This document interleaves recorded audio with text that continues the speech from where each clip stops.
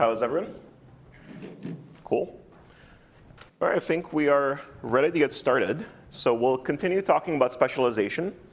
We'll finish up last time, but we'll also start talking about what's called alignment, which is one particular form of specialization, mostly kind of designed to make sure that our language models are reasonable in the way that they respond to us.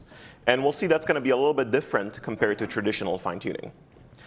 All right, a bunch of logistics that I want everyone to know about. I'll ship out presentation information today, so expect to be able to see that tonight. Homework 1 is also due tonight. Office hours for Cheng Ho, which I forgot to update on the website, are Monday at 1 p.m. And then one minor change for my office hours.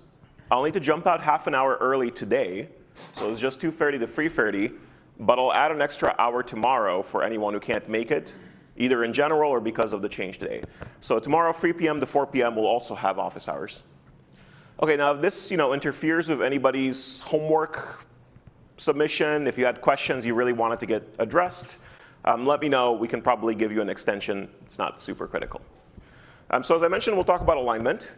And then on Tuesday, we'll talk about reinforcement learning with verifiable rewards. That's going to be another very specific form of specialization. And then afterwards, we'll move on and we'll start talking about how do we efficiently train these models. That'll be at the end of next week. Any questions on logistics? Awesome.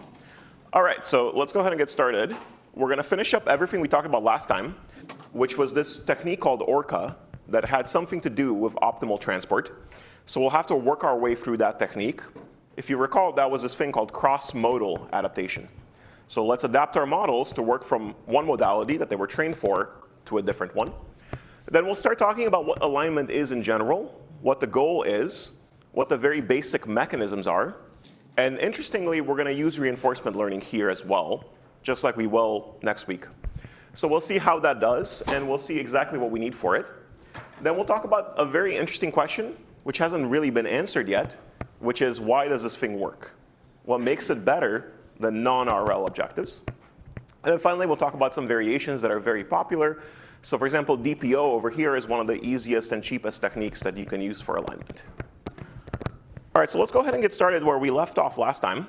We were talking about these cross-modal adaptation techniques. And the one that we were studying is called ORCA. It came out a couple of years ago. It was not too different from that previous technique that involved freezing a foundation model and changing the input and the output layers. The only thing that was different here is that we added an extra step, which is this alignment step. So this is the thing we were talking about last time. We were trying to figure out how do we align. And very confusingly, alignment here is not related to the alignment we are about to talk about in the next 10 minutes. So keep these two terms separately. We're talking about distributional alignment. And we wanted to use this technique called optimal transport dataset distance. And to use that technique, we're going to have to learn a bit about optimal transport. But once again, the kind of big picture was this three-stage approach. And what you want to remember here is that we're given these things on the left. What's happening is that we have a frozen model body that's labeled G. It was trained on some source data. So we're labeling it G superscript S over there. And then we have this embedder function fs. This was for the original data modality. This is the thing that you use to map it into embeddings that can be used for that body. We also have the training data for the source modality that was used for this model. But we also have our target, which is what we'd like our model to be useful for. So we have these pairs xt, yt. We have our source data xs, ys. Again, source and target are the terminological things you want to care about here. OK, now in stage 1 here, we didn't do anything special, right? We just said, hey, we need to introduce new embedding layers and new output layers that are going to work for our target. So we have this ft. That's just going to be an embedder for our target. And then we have ht, which is going to be a predictor for the target output that we want. So these are the two new pieces. They're labeled in green because we have control over these two things. And then we said, OK, there's one additional problem. When we create this new ft, we might be embedding our new data into a part of the space that the original model doesn't know that much about. Right? So our original model deals with vectors of some dimensionality. Maybe they're 800 dimensional. But it hasn't looked at the full space of all possible 800 dimensional vectors. It's really much more familiar with some parts of that space and not others. Why is it familiar with some parts and not others? Well, for the simple reason that it was trained on that source data. And the source data was embedded using FS into some places more than others. Now that we're embedding new target data with FT, it's not the same thing anymore. We might be accidentally embedding in some other part of the space, and our model may not be that familiar with that part of the space. Is everybody okay with this intuition? Cool. OK, so let's see what we can do with that.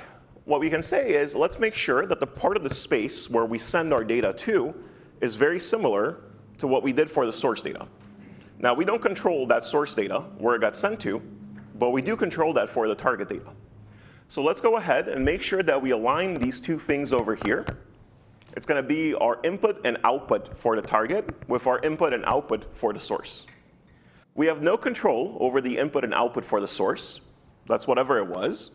We do have control over one thing, which is our embedder for the target. Everybody agree with that? So our job is going to be tweaking that FT, which is itself a neural network. It's got some parameters. We're going to tweak those parameters, those weights, in such a way that these two boxes here are somehow aligned. But to do that, we need some objective that defines what it means for those two things to be aligned.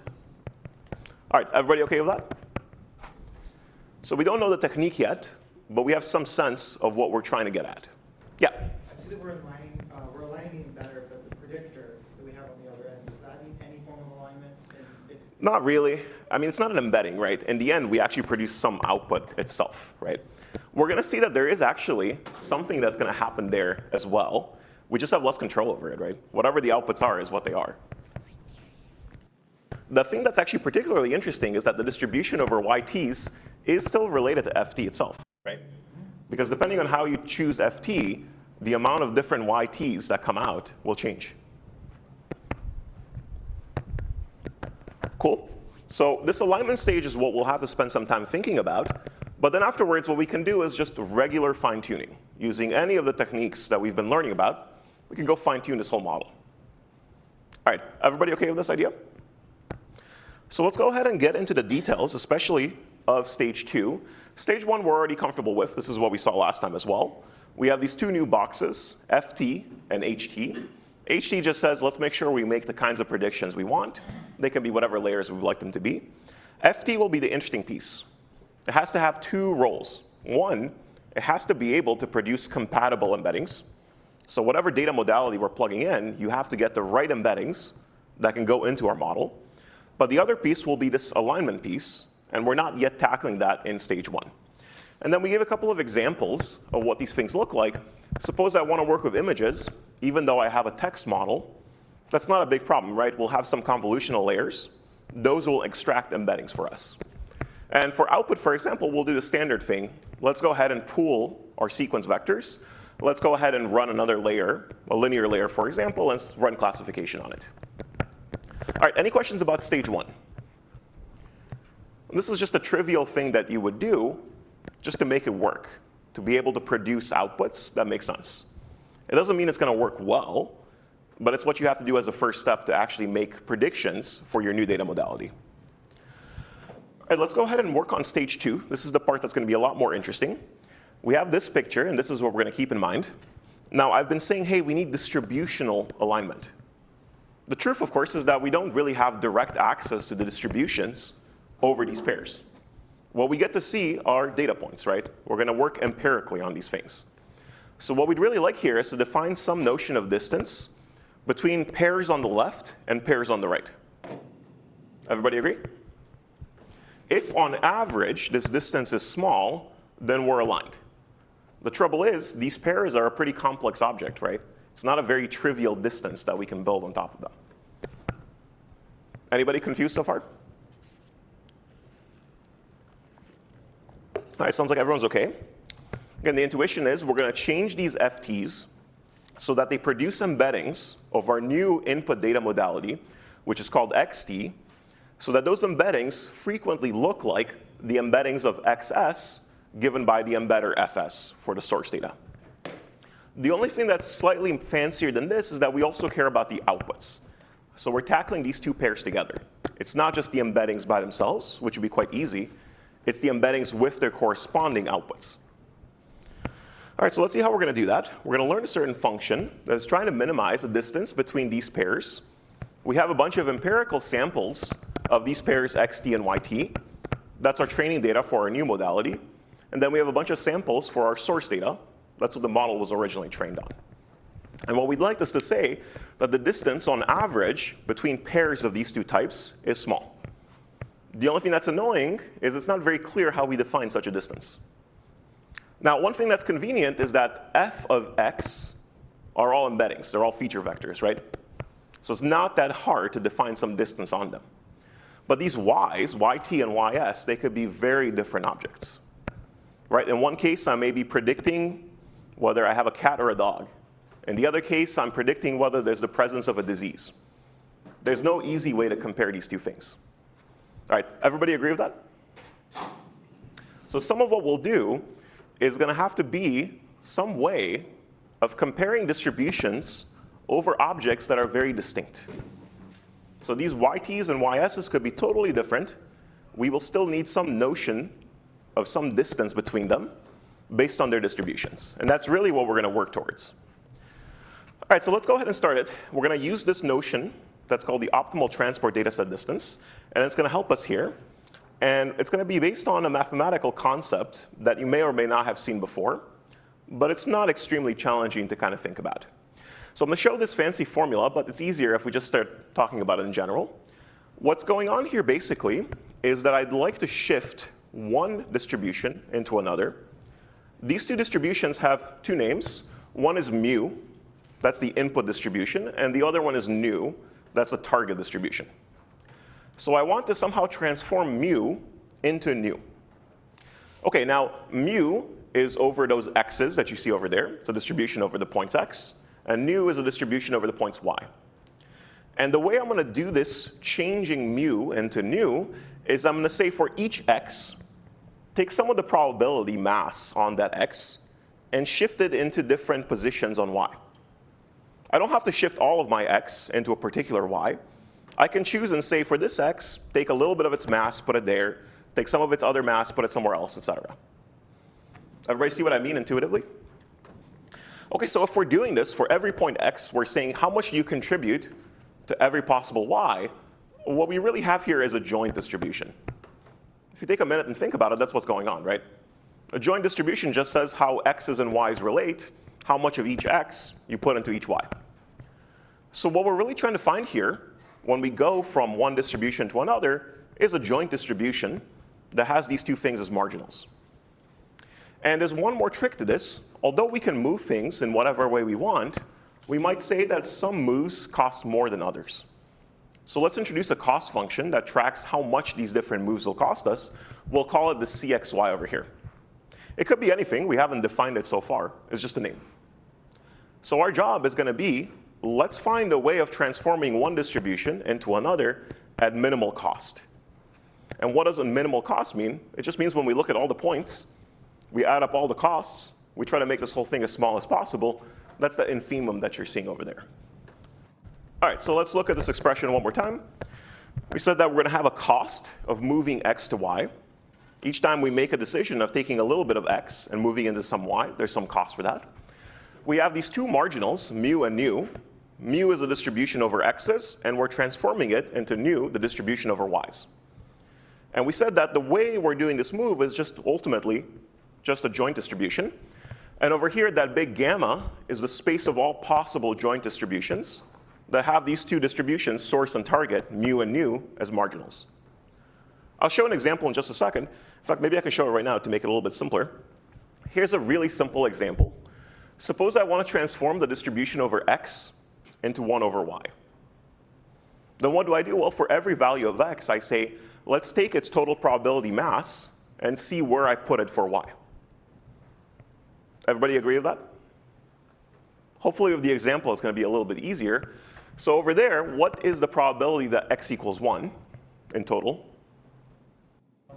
Yeah, it's 1/3, right? That's the marginal over x. So x equals 1 has a probability mass of 1/3. If I want to transform x into y, I have to figure out where this mass for x equals 1 goes to in terms of y's. And over here, we decided, OK, well, 1/2 of that third, which is 1/6, will go into y equals 1. Then another half of x equals 1's mass will also go to y equals 2. And then none of it will go to y equals 3. That is the first column that you're seeing there. Everybody agree? OK, for x equals 2, the probability mass is going to go into y equals 2 and y equals 3. Now, we did this half and half, but it doesn't have to be, right? It could be any way we want. And similarly, for x equals 3, we're going to put it into 1 and 3. And that's fine. Everybody agree with this? So this is obviously a joint distribution, as you can tell from looking at it. But it's also what we call a plan for moving distribution over x to a distribution over y. The only requirements for this joint distribution is that the 1 over x and the 1 over y are the marginals, right? Otherwise, it wouldn't pertain to the distributions we're shifting. All right, anybody confused by the idea? OK, so what we're looking for in general for this problem is that we're trying to get a joint distribution. It has to have the source and target as its marginals. But of course, there could be lots of such distributions. In fact, anything that's a joint distribution that has these two marginals will work. Now, we're going to introduce this additional notion of a cost. And this is now going to say, hey, some moves are more expensive than others. Let's try to find the plan, in other words, a joint distribution, that minimizes this cost. And this fancy expression is just doing that. It says, hey, look at all the gammas, all the joint distributions that have these two marginals. Give me the one with the smallest cost. All right, anybody confused at this stage?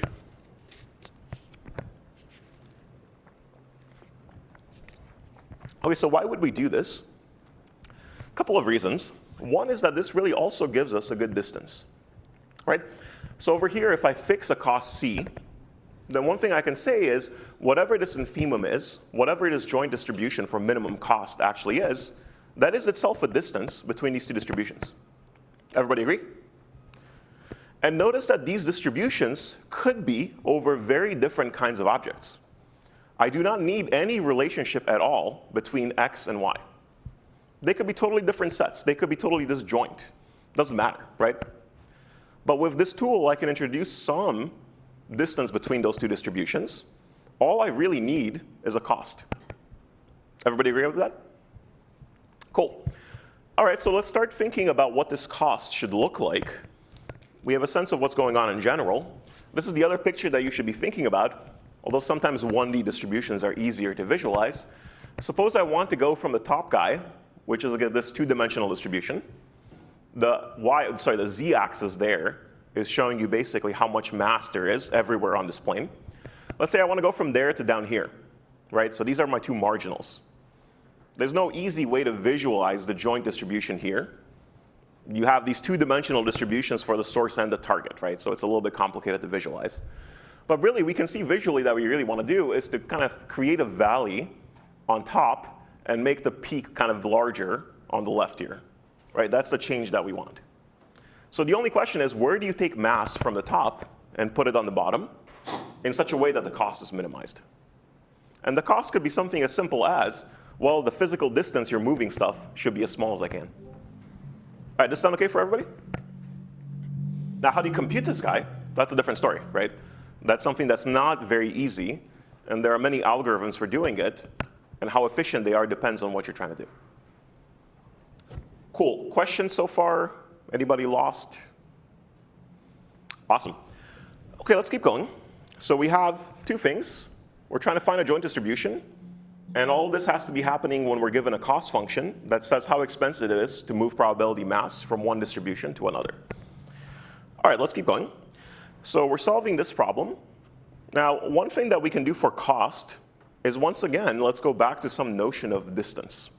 If we have some other distance that makes sense already, in terms of defining x and y over there, then we can go ahead and plug in a distance function inside this guy as well. And we'll talk in a minute what we want to do with this.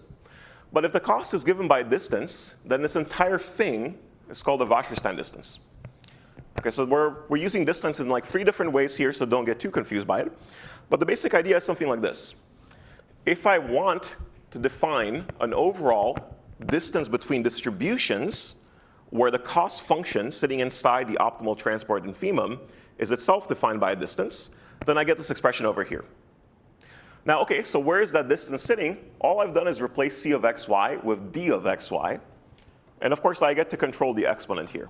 I could say, hey, you should minimize the square distance, or the cube distance, or whatever distance you'd like. And to normalize these things, I'll put a 1 over p in front, since I've raised this distance to the p power. So this whole thing gives me now a family of distances over distributions. The family is parameterized by this p, the exponent. So this thing could give you things like the 2 Wasserstein distance, where p equals 2. That says, OK, the cost function is just a squared Euclidean distance. And I take a square root at the end, of course, to normalize. All right, so we're getting into the fanciest math that we'll do in this class. Everybody OK with this? This expression on the bottom is just the guy on top, by the way, right? I haven't actually done anything. I've replaced explicitly writing the integral with the expectation, and I've plugged in the distance function that I have for my cost function.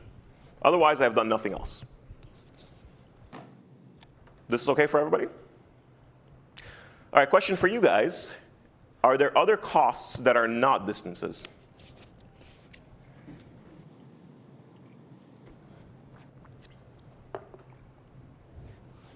Who thinks the answer is no? Nobody. Who thinks yes? At least a few people. Who has deferred? Wow, not even that option.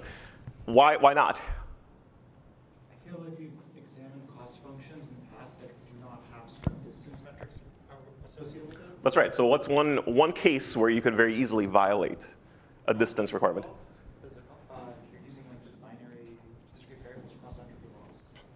That is true. But even more generally, for example, one requirement for a distance is symmetry. D of xy has to be equal to D of yx. But that doesn't have to be true for cost at all. Yeah, whatever. Yep, that's one example, exactly. All right, so we did a bunch of work that so far does not seem like it accomplished anything yet, right? But it did permit us to say, well, there is a certain way of defining the notion of a distance over distributions. And it doesn't really require too much stuff, and you can use distributions that look fairly different, or at least look like they have different objects. And that's what we're going to try to work with in a second. Let's see how we can use it. Let's go back to what we wanted to do in the very beginning. We said, hey, we want a distance between these 2 pairs that we don't know how to directly craft a distance over. And then we went into this interlude about let's define a distance over distributions. And then when we defined that distance over distributions through this optimal transport operation, we came back and said, oh, OK, hopefully I have a distance sitting somewhere in there. And then I can use this whole thing as a Wasserstein distance. So far, things seem like a big loop, right? We needed a distance. We didn't have it. We introduced optimal transport. Then we said the cost function is hard, so let's use a distance there. That gave us Wasserstein. But so far, it's not clear that we really did anything. Everybody following sort of the operations that we've done so far? We'll try to tie them together right now and kind of make sense of it. Let's go back, right? We wanted some notion of distance to begin with. And really, for the input embeddings, it's not very difficult. And by the way, here I'm being a little bit not careful of notation. When I say for inputs x, I really mean for the embeddings. So what's one way that I can compute a distance between embeddings? Well, if they're the same dimension, I can just go ahead and compute their regular Euclidean distance. That is the norm of x minus x prime, right? If I have 2 embeddings, x and x prime, I can subtract them and look at the norm of that vector. That is the regular Euclidean distance. The problem that we have is that our pair also involves this label object that is very different, right? So these outputs y, it's not that simple because I don't have operations like the following. I can't say how far is a cat from a dog. And that's the kind of object we might be predicting. Everybody agree with that? So our kind of initial game was to say, hey, we'd like to have a distance between what we said was fs of xs, comma ys, and ft xt, comma yt. But the problem is we don't really know how to deal with those y's, right? Ys and yt are not so comparable. So I don't have some arithmetic I can do on them. And now we're going to be able to do something here using all this machinery for optimal transport that we talked about. Let's work with the following instead. Instead of talking about labels directly, let's talk about a conditional distribution where the label is what we're conditioning on, and then what we're taking over is these embeddings. So we're no longer talking about using the labels directly. We're saying, hey, let's use a distribution of different embeddings conditioned on that label. right? So really what we're saying here is consider all the vectors that lead to predicting you a dog, right? Now, not every possible embedding vector will lead to that prediction, but some will. And let's consider that distribution instead. Everybody see what I mean? So if you're thinking of, MNIST, instead of talking about the digits 0 through 9 as our predictions, think about the distributions of vectors that lead to those predictions. And you see around the center for each of those class predictions a whole bunch of different vectors. You just have a class conditional distribution. So that's what we'll use here. And this is really why we needed to define all this optimal transport stuff. We're ultimately going to need to compare distributions with pxt condition on yt and p of xs condition on ys. So let's actually go ahead and write it down. This is the guy that we're actually going to try to use. Right? So we need some way of comparing two distributions. Well, here they are. And we need some tool for it. We developed the Wasserstein distance specifically for it. Now we can go ahead and use it. So this kind of ties the loop on all the stuff that we already did. We said, hey, we don't know how to use these y's because they're different. They don't have a notion of distance. We replaced them with class conditional distributions. And now we needed some notion of distance on distributions. And all that machinery we developed now can be used for this guy over here. There's nothing stopping us anymore. Everybody see what I mean by this? OK, now where's the Wasserstein part? Well, we said that we need a distance. Conveniently, we do have a distance over the x's in here. So we can go ahead and do that, right? Everything's really being done for these embeddings. All right, so let me show you the final kind of expression that we're going to use here. Our pairs are xy from our source and x prime y prime from our target. Again, not directly comparable. There's no direct notion of distribution, of distance that we can use there. But we break up this distance between ordered pairs into two components. One is just going to be a distance between the embedding vectors, so x and x prime. Same dimension vectors, so there's nothing hard about computing that distance. It's just Euclidean. And the second part is going to be the distance between the corresponding y's. There is no direct distance there. So instead, we use a distance between class conditional distributions, which are what these alphas are called. And now we need that machinery of optimal transport distance between these two distributions, and we apply it. So this is the final thing that we're going to optimize in this alignment step. This is going to be our loss function. What are the actual weights? Well, they're sitting in here, right? They're the weights of the embedder that produces these x's, and also plays a role, of course, in the y's as well. Yeah? When we're doing this DZ calculation, is it on x's? So do we do it from x's from the target effort, or do we do it on x's from the target and x's from the sample? So the left is coming from the source and the right from the target. Okay. But they're pairs, right? Yeah. So really what I'm going to do here is define a new space. The space is actually called Z, right? This new space is of both input embeddings and output predictions. And what I'd like to do is to say, OK, well, in this new space, what is the distance notion? And that's what we've done here, basically. Now notice, again, it's parameterized by p, so I would fix p to be 2 or something like that to make this locked in. Yeah? Those are those class conditional distributions that I got too lazy to write. But what alpha means over there is just that p of x given y. And then one with a prime on it is p of x prime given y prime. And here prime means target and non-prime means source. Previous slide is also p of x prime given y prime. Yes, yeah, exactly. Because we've replaced the actual sort of label space objects with distributions in the embedding space conditioned on the label space object. So that's all that's going on here. Yes? Do you make the assumption that the output at least have the same dimension? The output here is actually never directly used. It's only conditioned on. Okay. The output does not even have a notion of dimension. It's not a vector. It doesn't live in a vector space. The output for the source could be cats and dogs, and the output for the target could be, I don't know, numbers 0 through 12. There's no dimensionality notion. How do we compute given and We don't, right? We consider the distribution over vectors conditioned on a particular class. So really, you just have a family of conditional distributions. And that's the trick here. We never directly deal with those objects. We deal with the distribution over x's that produce those objects. Because yeah, it's very hard to compare these two very different things. Cool, great questions. Go for it. My question is now about the pairing of these objects. Are these pairs chosen arbitrarily, or are these pairs chosen No, they're given to us. They came from that very first input slide. Let me go back to it. We have no control over these whatsoever except for one thing. I'm going to go right back to kind of the Orca initial step. All right, so the x's on the left, what I called xy, are these guys over here, the source data set. And then the x primes, y primes are those xt, yt, the target data set. So these are completely given to us. We have no direct control over them. There's only one single thing that we actually do have control over. That's this ft over here. The ft is going to get applied to these xt's to produce some embeddings, and we'll use those embeddings. And the only thing we get to do with that loss function is to tweak the parameters of ft to make that distance small. Yeah? Can you explain again how converting like ys to yt is same converting probability of x given yt? Yeah, so instead of saying, hey, I'd like to be able to compare what is over there, for example, a disease prediction with that, I don't know, biological string, and the cat and dog prediction, right? I can't. Those are two different kinds of label spaces. I cannot directly compare them or define a distance over them. So I've replaced those guys with class conditional distributions.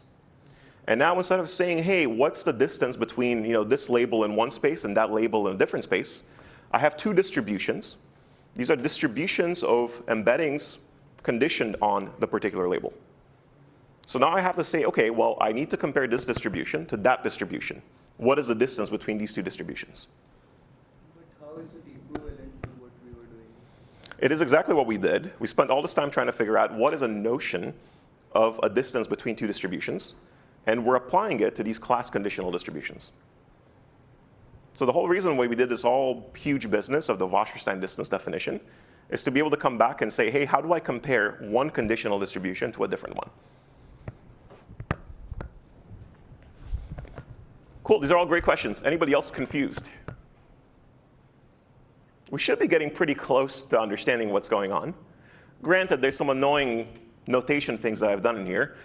Some of you may have noticed that we're sort of later on using x as an embedding rather than using x as the input. We should be more careful and always say f of xt and so forth, but the idea should be there.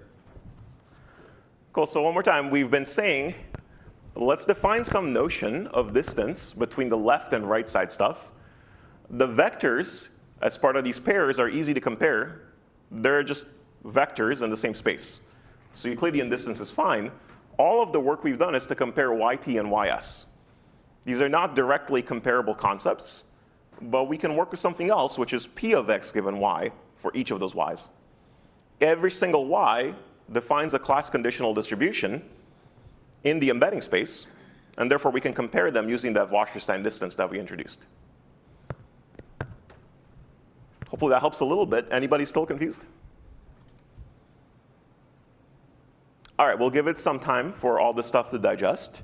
The idea is actually quite clever, and you can use it for all sorts of these adaptations. This is just kind of one application of this concept. All right, let's get back to it. We're almost done. We have one more step, basically. This is all just what we did to figure out how to define the class conditional distribution distance in the first place. And now we're ready for actually going ahead. So again, this is our objective function for alignment. The only thing that happens is that we're changing the embeddings x through the weights of our embedder to make this whole thing small. Once we've done this business, then we can go ahead and kind of conclude by fine-tuning everything. And when we fine-tune everything, you can unfreeze your model layers. For example, you can go ahead and further fine-tune both the embedding layers and the output layers, and we're kind of done. So this is actually very, very powerful. It turns out that it works incredibly well on a huge different array of tasks. You can take a look at a whole bunch of these. It's really compared to this entire area that's called neural architecture search. The point of neural architecture search is to find a very good neural network architecture for whatever task we have. So it's more powerful than just traditional fine-tuning. Neural architecture search says, let me come up with something custom. I'm not taking a foundation model and fine-tuning some of it to be able to do a task well. I'll design an entirely new architecture to do that. Now, what's really interesting about this Orca technique is it says, no, let's not do that. Let's just run this new procedure, which is kind of a fancy form of adapting a foundation model, and let's see if it can beat out traditional neural architecture search. And it can, like almost always, right? Or very, very frequently on a whole bunch of different tasks. And by the way, some of these things are like super different. Like these are things like computing partial differential equations. A whole bunch of things about, for example, like different signals you might have. So these are tasks that are very sort of outside the norm of what you'd think you can do with a language model. But these tricks of go ahead and change your input and output layers and do distributional alignment, they work very well here. All right, so with that, we can kind of conclude everything we talked about from last time. Let's move on to a different notion of alignment, which has nothing to do with distributional alignment. This is alignment between language model outputs and things like preferences we might have in society. These are also distributions, incidentally, but we're going to align them very differently from what we saw before. All right, everybody ready to move on, by the way? Any further questions about Orca? Cool. All right, maybe we'll get a good homework assignment problem about that technique to make sure everybody's on board. But let's go ahead and start talking about language models again. So we're not going to adapt them to any other setting. We are now going to say, hey, how do we make them better in terms of what users like, right? So we want to make sure that the outputs, the generations of language models, are something that we like. And of course, this is something that's not extremely easy to define. It's not like I have a data set, which is here is all the stuff that humans like to hear. Let's fine-tune our language model to make it produce that stuff. That does not really exist, right? In fact, if you ask humans, what would you like to hear from a language model, it's very awkward and difficult to write down exactly what you'd like. It's not very easily definable. Everybody agree with that? And of course, you can push back on this notion. There are people who think it should be pretty definable. One thing that is easy is I can query users and say, do you like this, right? People are willing to say thumbs up, thumbs down. When they get some output, they can evaluate it. They can also very easily compare two possibilities. Sometimes that's even easier. Do I like A better than B? And of course, this is nothing new, right? When you go build a product, you always do this kind of research. Does the consumer like product A or product B? They may like both of them, but one more than the other. They may dislike both, but one more than the other. We'd like to learn things like this. Exactly the same idea here. So what we'll do for alignment is very often we'll collect a bunch of human feedback and we'll use it to change the model such that the model's outputs are more preferred than what we used to have before. So exactly the same kind of feedback that you get when you're being asked to evaluate everything, more or less. Did you like your experience today? And in fact, you've probably actually done this yourself for language models. If you use ChatGPT, very often it'll pop out a window that says, did you like this? Or did you not like this? And if you've actually clicked on one of those buttons, your feedback is being used to improve the model. Today, we'll talk about the way that this actual process works. All right, any questions about the big picture of where we're going? Cool. All right, so let's go ahead and kind of figure this out. We said, hey, we have fine-tuning. And we already did instruction tuning, where we said, here's some inputs, here's the desired output. Today, we'll do something different. We don't want to force users to say, here's exactly what I like. But we do want to use this feedback that's as simple as, I like this or I don't like it. So let's try to do this. We're going to do it via reinforcement learning. And there's two things that we'll have to take away for today. One is, how do we use reinforcement learning to make our models better? That's not yet clear, right? It was obvious what we meant by fine-tuning because that was just training the model or parts of it some more. What it means to train a model with reinforcement learning, we don't know that yet. So part of today will be figuring that out. And then the other part will basically be, well, how do we actually go ahead and get the data that we need for this, and how do we use it? So what we'll do is introduce a technique that's called RLHF, reinforcement learning from human feedback. And we'll talk through what we can do with it. And then we'll spend some time thinking about how do we improve it or how do we make it better. So this is a paper that came out in 22, not 222. Let's try to see where it fits in to this overall pipeline that we've seen a couple of times now for training a large language model. What you're seeing here is a bunch of columns. Each column is a different phase of training. This could include training the object we care about, but also training other things that are useful. We'll see an example of that. And we're also seeing basically kind of the scale of the data. That's this bottom row over here. So the thing on the left is really what we were talking about initially for training a large language model, like any of the GPT family models.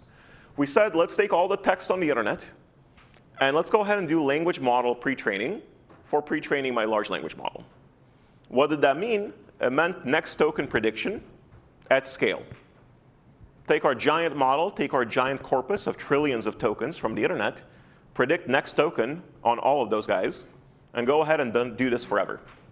So it's a very big model. It's a very large amount of data. It takes a huge amount of compute. So this step over here is the one that's going to take the most work and probably the most expense. All right, everybody agree with that? So this was really like the first couple of weeks of our class. We spent time talking about what's the architecture, what's the data, what does this process look like. Next, we moved on to the right, which are the next 3 columns. And we'll look at this first one over here. This is fine-tuning. So we're going to go ahead and fine-tune our model. In this case, fine-tuning is supervised. There's an input prompt and an output that we'd like our model to produce. So just basic supervised fine-tuning. It's also called instruction tuning. Now, one thing that we can notice here is that it's not pre-training. It's not self-supervised. It's supervised training, which means we have to get a bunch of inputs with their corresponding responses. So the quantity of data is smaller, 10K to 100K. This is the normal size of an instruction tuning set. The next 2 columns are what we'll talk about today. What we're going to do is to collect a bunch of human preferences. So these human preferences will operate over 2 competing model outputs. For the same prompt, here are 2 responses, A and B. And the human feedback will say, oh, I like A better than B. Or in a different example, I like B better than A, or whatever. So we're going to take all this human feedback. This is what you're seeing here, 100K to 1 million comparisons. We are not going to directly use them to fine-tune our model. We are going to use them to train a different model, a second model, which is going to be called the reward model for us. It's also called the preference model. And this thing itself is also a language model, but its inputs are just the same kind of text. Its outputs are going to be, oh, this is a good number for this output or a bad number. So it's literally going to say something like, here's a good response, here's a bad response. And then we're going to use the secondary model as a reward model in RL. So we're going to fine-tune our original model so that its outputs get higher rewards on this reward model trained on human preferences. OK, we'll see exactly how that works together in just a second. High level, is everybody OK with this idea? So we get human preferences that say, I like A better than B. From these human preferences, I'm going to get a reward model. The reward model says, OK, for a particular generation, here's a score that I give it. The score can be high or low, depending on the quality. And then I'm going to take that model that can output scores, this reward or preference model, and use it as literally the reward function in a RL loop, where our original LLM that we're fine-tuning is going to be the policy. So what are we really doing? We're saying for our original LLM, hey, can you go ahead and much more frequently get high scores on this reward model? Everybody OK with this so far? OK, let's get into it. Let's see how it works. So what is this feedback, first of all? Well, let's go ahead and first fix a set of prompts for us. And then we'll produce multiple outputs for each prompt. So a prompt is an X.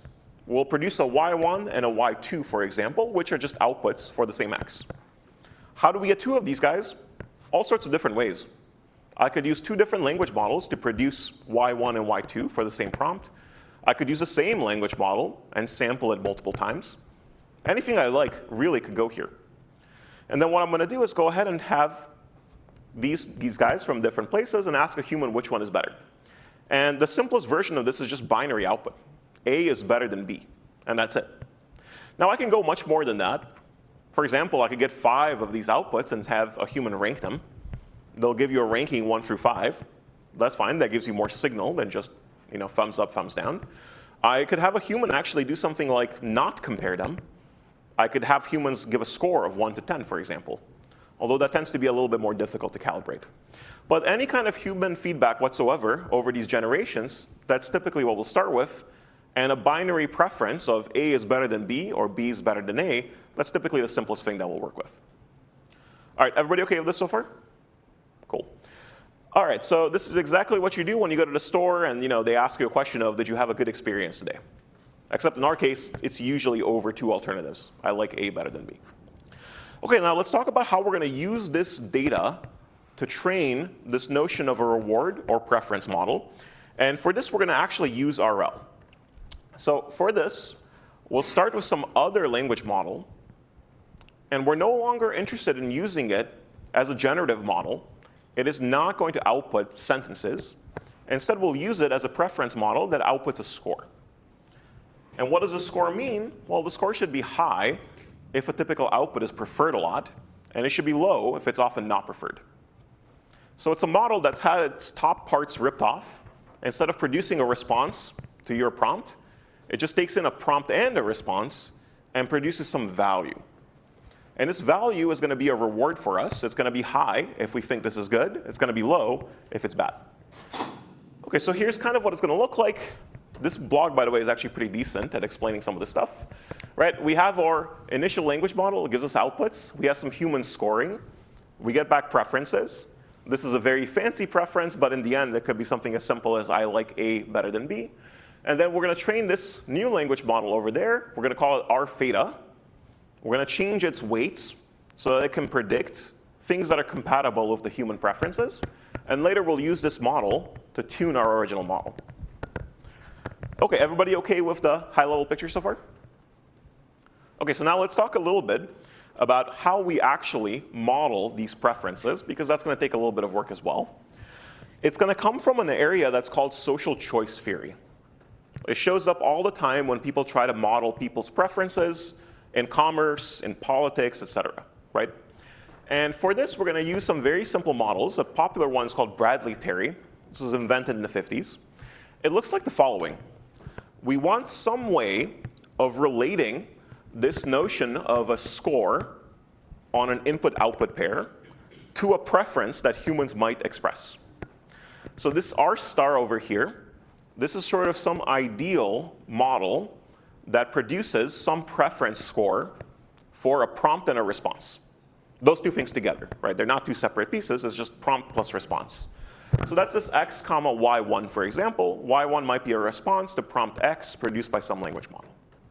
And this model, R star over here, what it does is it says, I'm going to assign a score to this response and prompt pair. And the score is high. That means that humans prefer it a lot. And if the score is low, that means humans often do not prefer it. But notice this is just a single score, right? It doesn't operate by taking in two inputs. It just says, OK, for this prompt response, here's a score. And we need some way of relating it to people's actual preferences.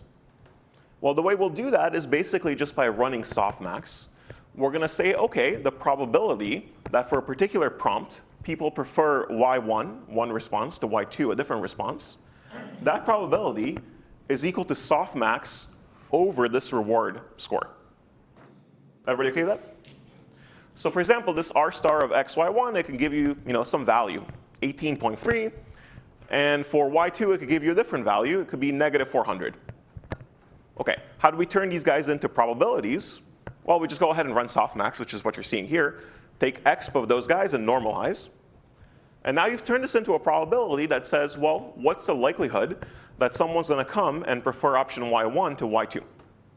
If the score, R star for y1, is very high compared to that for y2, this probability is super high. It's close to 1. If it's the opposite, it'll be close to 0. If R star is equal, this thing will be 1/2. OK, everybody agree with how we can turn this notion of a score for a single response into a probability for preferences over a pair of responses?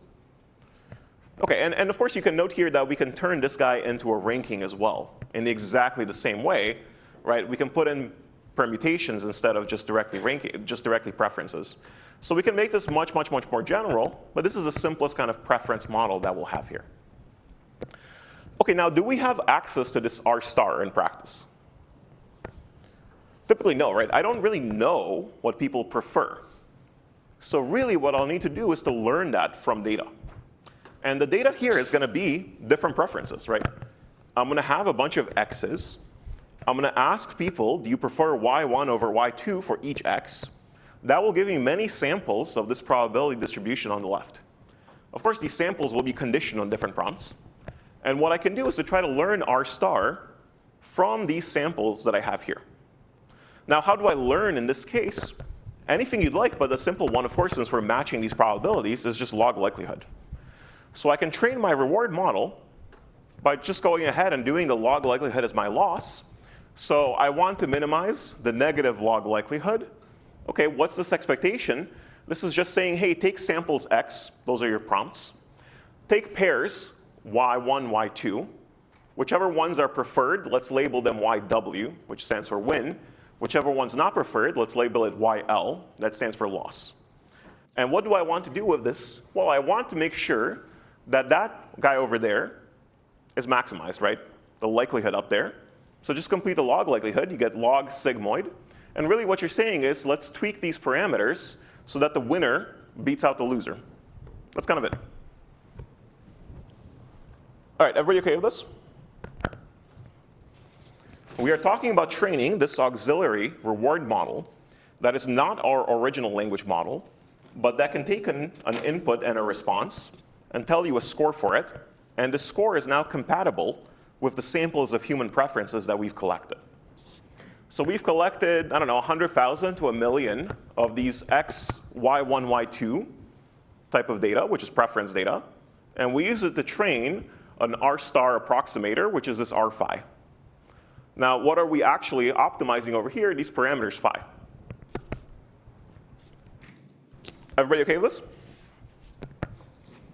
Cool.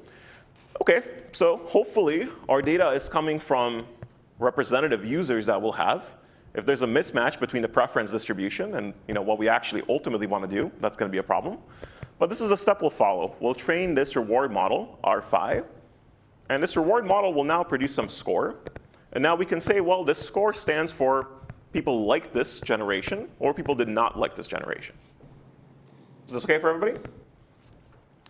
Okay, now conveniently, this guy is just a scalar reward. So we can go ahead and throw this thing into an RL loop. The only thing we'll need for this is first to remind ourselves of how RL works. And the second, how do we treat the original language model as part of an RL loop? We know what the reward function is. It's just this arp psi over here. We know how to train it from human preferences. We just have to figure out the rest of that loop. OK, so let's go ahead and do this. One thing that I wanted to comment on before I jump to that part is you typically will not train a reward model from scratch because it's pretty painful. You have to start from a bunch of pre-trained reward models. There's even a benchmark, which is quite nice, for what is a good reward model. If you have a more clever way of building one, you can try to compete in this guy. Although the current scores are actually very high, so it's not super easy to make progress. All right, so let's keep going. Let's do RL. We're going to try to figure out how to fine-tune our original language model so that it more frequently gives high-scoring generations, where high scoring is defined by this train preference model that we have. OK, so again, outputs that have high reward. The only thing that we'll need to think about is how do we match up our setting of fine-tuning a model with RL. And for this, we're going to need notions of what are the actions, what is the state space, et cetera. OK, these are going to turn out to be actually quite trivial. The action space for us for RL are the tokens that we can output. So normally in RL, we think of an agent that can take different actions within some environment. In this case, we don't have an agent. We have the actual language model that we started with. The actions they can take are outputting different tokens. That's it. They cannot do anything else. But outputting sequences of tokens can give you a higher or smaller reward. So we can treat this guy as an agent that's trying to maximize its reward. So this is our action space. The state space is just, well, whatever sequences of tokens we've seen so far, right? There's not really anything else going on here. We're not really dealing with any external environment. We're just dealing with generations themselves. And the reward function is that guy that we already saw, the arp psi. This is just whatever tells us how valuable some generation is. All right, everybody OK with this? We'll see the details in just a second, but there's nothing super interesting going on yet. Now, what's a policy? I'll talk about these terms in just a second. In our case, basically, the policy is whatever is this new version of the language model that we're training. This is the language model that will hopefully output for us higher reward generations, which are things that people like better. In other words, this is going to be the aligned model. It's going to be this guy that we're training to produce things that are a better fit with human preferences compared to the original version of the model. All right, so very quick review for RL, just for anyone who forgot. We have an agent. It interacts with an environment. We can call that the world. It can take certain actions, and it gets back observations or feedback from the environment. And this could be everything, potentially. You could see what's going on. You also get a reward, right, which is also called utility. And your job is to go ahead and maximize that reward. And if you want the kind of standard MDP, it looks a little bit like this. You have some set of states S, some set of actions A. At each time step, if we're doing this in discrete time, we observe some state ST, and we get some reward, and then we make a choice A. That's it, right? OK, so we're going to try to fine-tune our model according to these principles. And our job is going to be mapping states to actions so that we maximize rewards. In our case, this thing called a policy that maps states to actions is just saying, hey, based on the input I have so far, what's the next token I should produce in such a way that I maximize my rewards? That's all that we're doing here. Everybody agree? OK, cool. So this is the mathematical model for it. You've seen MDPs before. I'm going to skip some of the stuff because everyone's taken a little bit of RL. The next question is, well, what kind of actual algorithms should we do? Right? In RL, you have a ton of different approaches that you can take to learning a good policy. The ones you start with typically are what's called tabular methods. But then you have to deal with the possibility of very large state spaces and very large action spaces. So we need something that's actually compatible with these. And deep reinforcement learning is going to be the set of methods that we use here. OK, so let's go ahead and do that. The most popular class are called policy gradient methods. And this is almost exactly what you think. The policy, in our case, is the language model. It's seeing what's been generated so far, and it's trying to produce a token that gives high reward. So what do? Well, we want to go ahead and take the gradient of the policy and run gradient ascent in this case, in such a way that we maximize our rewards. Now, we're going to make one more small modification here. And the resulting algorithm is going to be called PPO, Proximal Policy Optimization. And it's going to look like the following. It's going to have an interesting form. The first part here, you're going to see that is exactly what we've been talking about. We're going to draw samples. The samples are prompts X, and then responses from our original language model, which is this pi theta here. Everybody OK with that? Now, why are we using this term pi? We haven't called our language models by notation pi before. Well, pi is the usual letter we use to represent a policy in RL. We're just going to go ahead and borrow it to remind ourselves we're doing RL. So pi theta here is the language model. It's got parameters theta. And we're calling it pi because it stands for our policy. OK, so this is the thing that gives us an output y, a response to the input prompt x. And what we'll do is try to figure out, well, is it good or bad? That's x and y here. That's the response with the original prompt. Plug it into our reward model, arp-psi. OK, so everybody good with kind of the first left part here? We're saying tweak your model to increase your rewards. Change the parameters of my policy, i.e. my language model, in such a way that I get higher rewards on average through my reward model, which was itself trained on human preferences. Everybody OK with this part? This is just standard RL. We're saying, hey, go ahead, get more rewards. I'm here to take a photo of the hallway. Would it be OK if I open the shades? Yeah, please. No worries. Thank you. All right, so we have also a second term here. Who can make sense of this term before we jump into it? Go for it. Yes. All right, so let's take a very quick look here. We have here something very interesting, right? We have a KL divergence term, right, which is acting as a regularizer. We have this minus beta. This thing is saying, hey, if you do something, we're going to penalize you. So we're running gradient ascent, but we're being penalized if something happens. And the strength of the penalty is this hyperparameter beta here. OK, now what is this KL divergence? Well, it's between two language models. Right? Again, we're calling them pi because that's the letter for policy. So we have a pi theta. That's the language model that we're currently at as we're fine-tuning. And we have a pi ref. And this pi ref is actually the starting language model before we do any RL on it. So this is the starting point that we had, our base, our reference policy. OK, so what this thing is saying is, hey, is my current model with the current weights at whatever stage of fine-tuning I'm at, how much has it really changed from my original model? And we're measuring that through the KL divergence. Now, when we start, and our model has not changed at all, this KL term is 0 because these two guys are identical. But during fine-tuning, we're changing the weights theta so that our new model deviates from our reference model. Now, these deviations are good in one way because they're increasing, right, our reward function. But they might be bad in a different way. And what would be that different way? And this is what you said, but yeah. One thing that can happen is we can end up learning a language model that is extremely good at getting high rewards on our preference data set, but is actually extremely bad at everything else, right? Because in the end, the only thing that's happening here is we're saying, hey, make sure you get high rewards on this reward model trained from my preference data. But if certain other things were not covered there, then the model will lose the ability to do those things. So for example, we saw cases where my model can solve simple math problems. Well, if that's not showing up in the preference data, all that stuff will be forgotten in the effort to increase reward. Everybody see what I mean? In fact, even speaking coherent language can be forgotten as long as that aspect of coherent language is not captured through the reward model. So in other words, we're trying to prevent what's called reward hacking. We're trying to not overfit to the reward model and not lose our general capabilities in the effort to have higher preferences. Or sorry, to match preferences better. So that's all that's happening here. We have a term that says, hey, do the best you can on the reward function. We have a term that says, hey, at the same time, don't go too far away from the original model and all of its general capabilities. And this is PPO. There isn't really anything else to it. As you can see, this is actually an extremely simple loss function.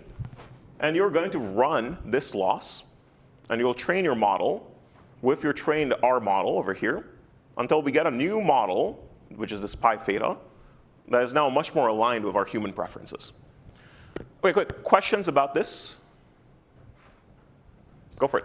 Pi theta is just when, this is like a fine-tuning of the weights of the Yes. original model. Theta is the model's weights in our case. Though, of course, notice that we can run any of our fine-tuning techniques tier 2. So theta could be a LoRa parameter, right? It doesn't have to be the original model. Yeah? Generation is not exactly a differentiable operation. Sorry, I didn't catch that. So generating a response is not exactly differentiable because it involves all the argmax over the softmax probabilities. So even if we do get a reward, how do we train the network? Wait, why do you say that? Our psi of xy here, it is not related to the softmax. That was just going to be our sort of preference model, right? This is the thing that goes into the preference model itself. So this is a scalar score here. Right, so this is what we are trying to maximize, but how do we back propagate it through the network, through the LLM? Oh, over here, we do not directly do anything with psi, right?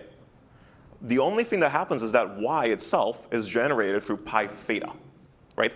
So you have pi theta y given x. So you're going to backprop through the thetas in this case, not psi. Psi is frozen in. Right, so that's all that's happening here is I've created the generation y. That leads to some score, right? And I say, hey, let's modify my theta here, right, in such a way that it's less or more likely to produce this y. Cool. Other questions about what's happening here? Okay, so this is pretty much it for RLHF. As you saw, we had 2 stages that we had to tackle. Stage 1 was, let's get human preferences and train this reward model, ARP-Psi. And ARP-Psi was also a language model, but we ripped off the top part. It has no generative abilities. It just produces some score, right? And that's it. Then the second piece was saying, let's fix that guy, and let's use it as the reward model in an RL loop. And then we can run really any RL algorithm we like, but if we do that kind of in any way, we might lose some abilities. So let's design this new approach, PPO, that balances 2 things. One is the original model's capabilities. So we're saying don't go too far from it. And the other is get a high reward on our trained reward model. And this turns out to actually work very, very well. Now, how high the value of beta is one thing that unfortunately you do have to play around with to make sure that you're getting kind of the right trade-off. But basically, this is something that every one of the typical trained language models you'll play with has done at some point. So when you go ahead and take any of your closed source models through a web interface, for example, with ChatGPT, those models have undergone this process. Now, one thing that's kind of cool about open source models is sometimes they'll show you both of these guys, ones that are before RLHF and ones that are after. So you can typically compare the behavior of those classes of models. Okay, now what's one downside of RLHF, especially if you RLHF too much?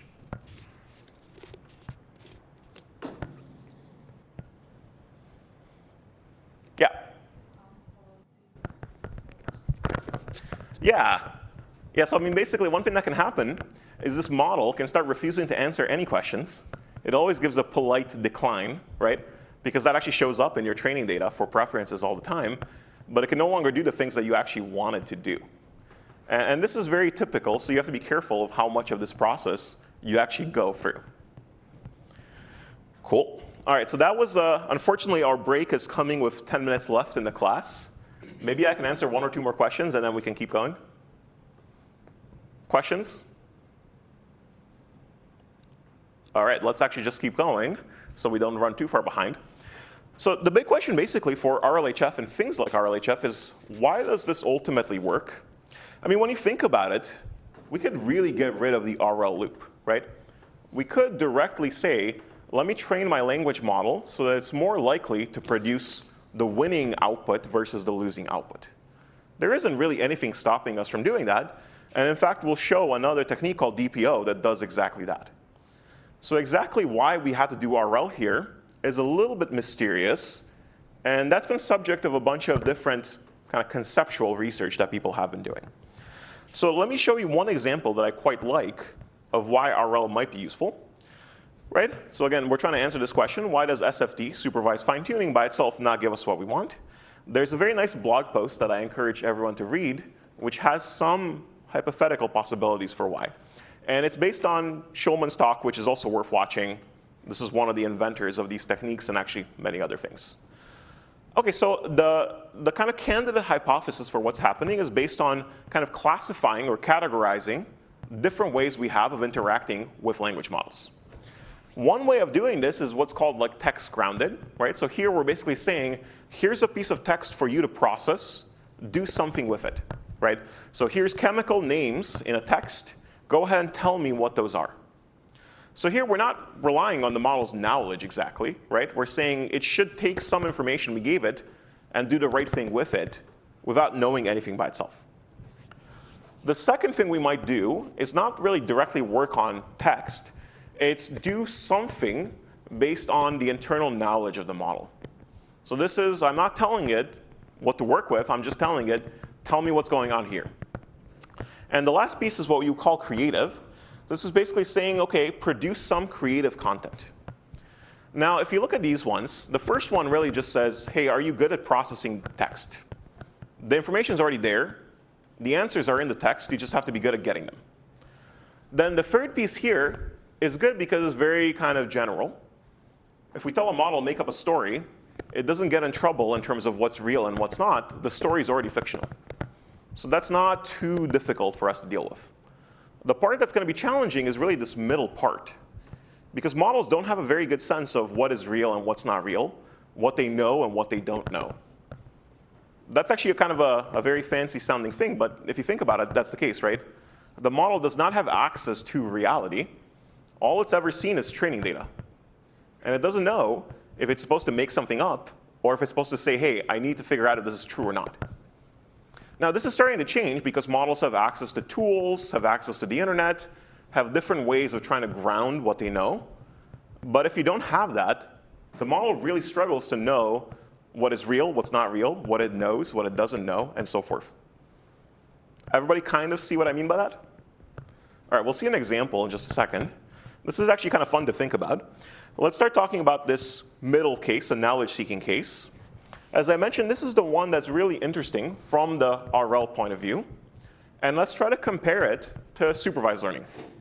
And let's try to figure out what's going on here, right? Let's suppose that I ask just a question that has some answer, and I ask my language model that question. OK, so the first possibility is that the model knows the answer. Then that's fine, right? No big deal.